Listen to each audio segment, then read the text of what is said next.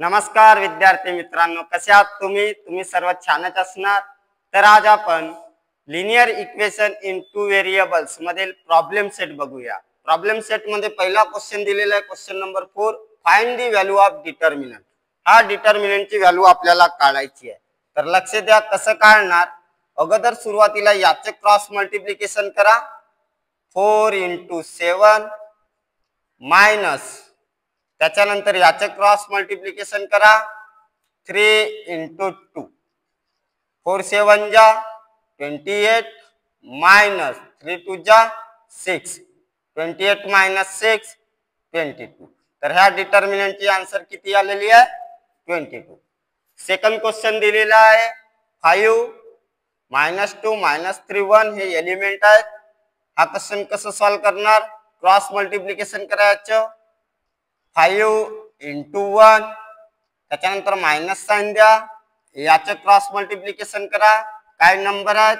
-2 -3, -2 × -3, 5 × 1 5 minus -2 × -3 +6, 5 - 6 -1। तर ह्या डिटर्मिनंटची answer किती आलेली आहे? -1। त्याच्यानंतर हा लास्ट क्वेश्चन दिलेला आहे डिटर्मिनंट मध्ये, याचा सुद्धा सेम ह्याच पद्धतीने सॉल्व करा। काय होणार? 3 × 4 मायनस -1 × 1 याचा क्रॉस मल्टिप्लिकेशन करा, 3 4 जा 12 मायनस -1 × 1 -1 12 मायनस +1 = 30। अशा पद्धतीने आपण प्रॉब्लेम सेट 1 मधील डिटर्मिनंट मधील तिन्ही क्वेश्चन बघितलेला आहे। तर आता प्रॉब्लेम सेट मधील क्वेश्चन 5 बघूया। Solve the simultaneous equation using Cramer's method. Cramer's मेथडच्या ठिकाणी डिटर्मिनंट मेथड पण यूज करू शकते। क्रॅमर्स मेथडलाच आपण डिटर्मिनंट मेथड म्हणतात। तर लक्ष द्या कसं सॉल्व करणार। 6x - 3y = -10 equation number 1। त्याच्यानंतर काय दिलेलं आहे? 3x + 5y - 8 = 0। यालाच कसं लिहिता येणार? 3x + 5y = 8 equation number 2। नाव त्याच्यानंतर आपल्याला डिटर्मिनंट मेथड मध्ये a1 b1 c1 a2 b2 c2 ची गरज आहे। ते कशा पद्धतीने काढू तर लक्ष द्या। नाव फ्रॉम इक्वेशन 1, इक्वेशन 1 मधून आपल्याला काय मिळते? a1 = काय मिळणार? 6, b1 = काय मिळणार? -3 आणि c1 = काय मिळणार? -10। फ्रॉम इक्वेशन 2, इक्वेशन 2 मधून काय मिळणार? a2 बरोबर मिळणार, a2 बरोबर काय मिळणार? 3, b2 बरोबर काय मिळणार? 5 आणि c2 बरोबर काय मिळणार? 8 मिळणार। आपल्याला काय मिळालं? a1 b1 c1 a2 b2 c2 च्या व्हॅल्यू मिळालेल्या आहेत। नाव आता काय करणार? आपल्याला डिटर्मिनंट साठी डी चं डिटर्मिनंटचा फॉर्म्युला माहिती आहे। काय आहे? a1 b1 a2 b2 value put up करा। a1 b1 a1 ची व्हॅल्यू 6, b1 ची व्हॅल्यू -3, a2 ची व्हॅल्यू 3, b2 ची व्हॅल्यू 5। हा इक्वेशन सॉल्व करू। 6 × 5 मायनस काय होणार? -3 × 3, 6 × 5 30 मायनस -3 × 3 -9 30 मायनस प्लस 30 + 9 39। आपल्याला डी ची व्हॅल्यू काय मिळाली? 39 मिळाली। त्याच्यानंतर आपण dx काढू। dx चा फॉर्म्युला काय आहे? c1 b1 c2 b2 value put up करू।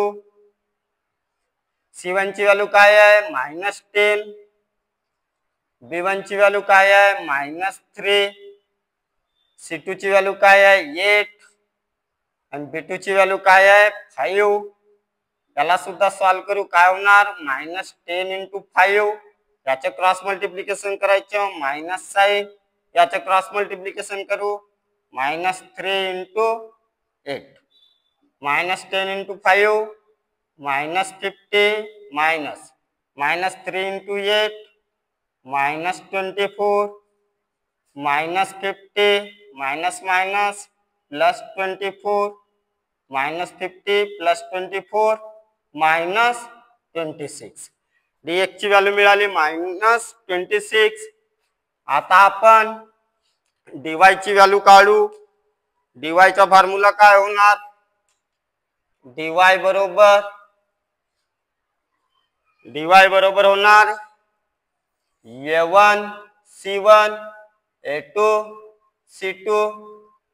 व्हॅल्यू पुटअप करू.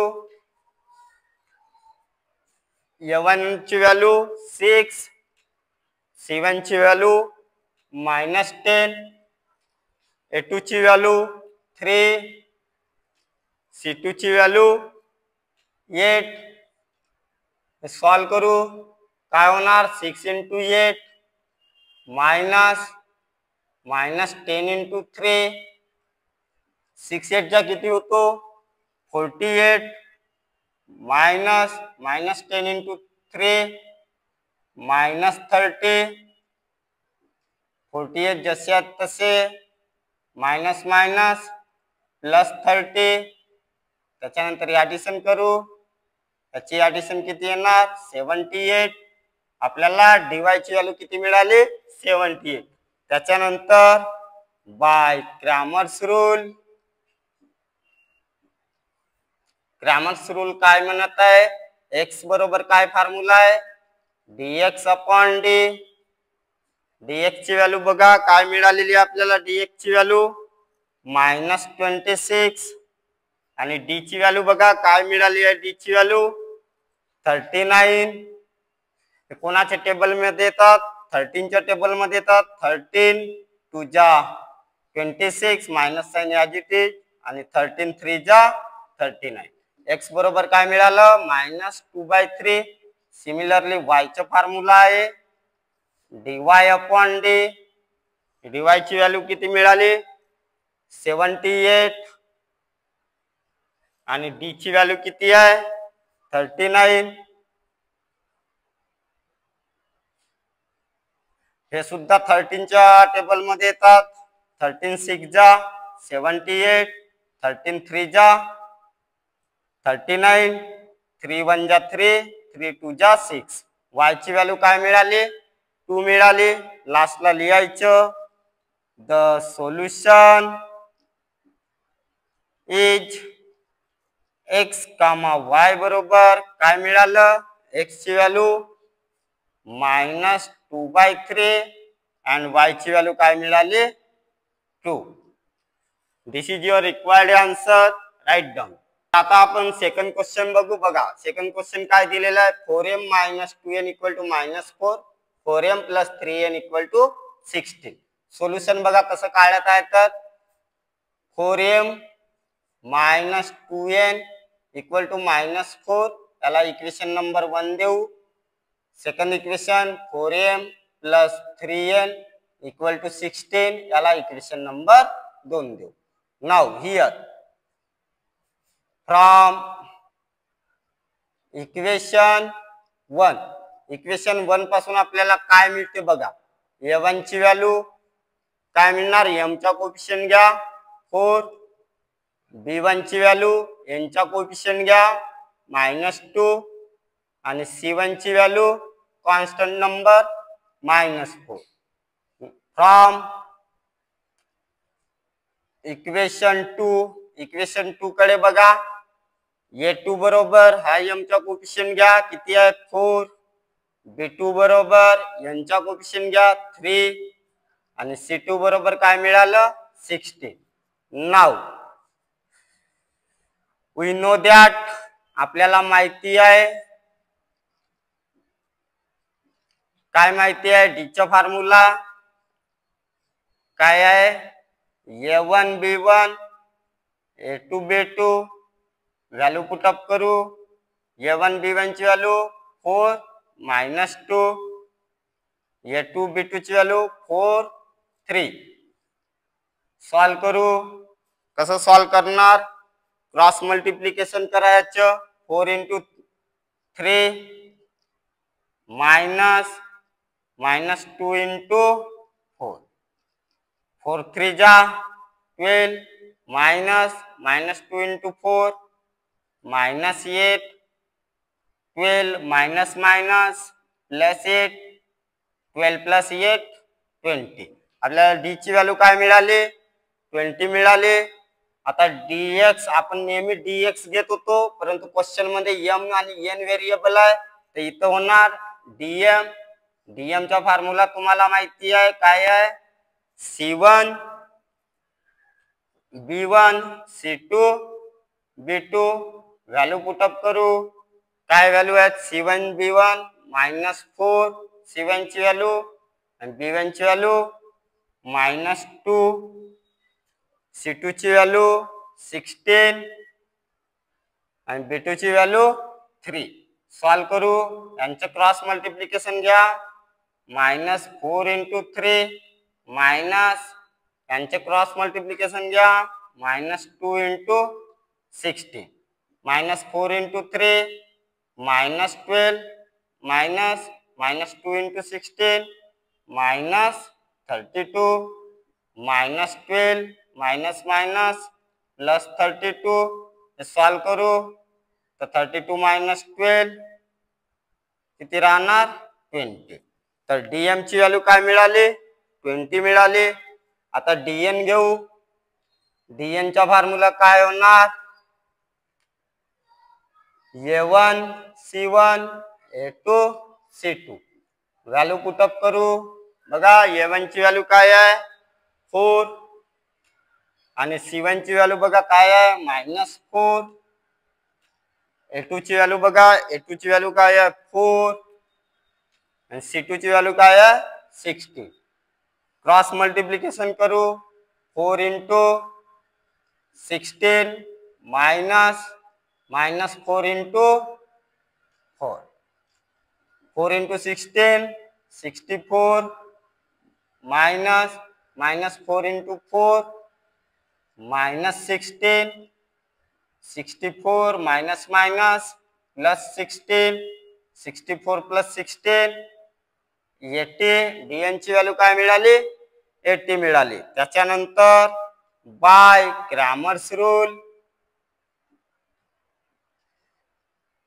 आपल्याला सगळ्यांना माहिती असते क्रॅमर्स रूल्स मध्ये काय करणे आपण काय करतो d चा फॉर्म्युला वापरतो dx/d सॉरी x चा फॉर्म्युला वापरतो dx/d परंतु इथे x आहे का इथे m आणि n व्हेरिएबल असल्यामुळे m बरोबर काय होणार dm/d ह्या स्टेपला विद्यार्थी चुकत असतात लक्ष द्यायचे आपल्याला व्हेरिएबल कोणत्या ते बघायचे इथे व्हेरिएबल m आणि n आहे तर इथे m बरोबर फॉर्म्युला होणार dm/d dm ची व्हॅल्यू काय मिळालेली आहे आपल्याला 20 आणि d ची व्हॅल्यू काय मिळालेली आहे बघा d ची व्हॅल्यू 20 20/20 1 n बरोबर काय होणार dn/d dn ची व्हॅल्यू काय मिळाली आहे बघा dn ची व्हॅल्यू 80 मिळाली आणि d ची व्हॅल्यू किती मिळालेली आहे 20 सॉल्व केल्यानंतर 24 जा 80 m ची व्हॅल्यू 1 मिळाली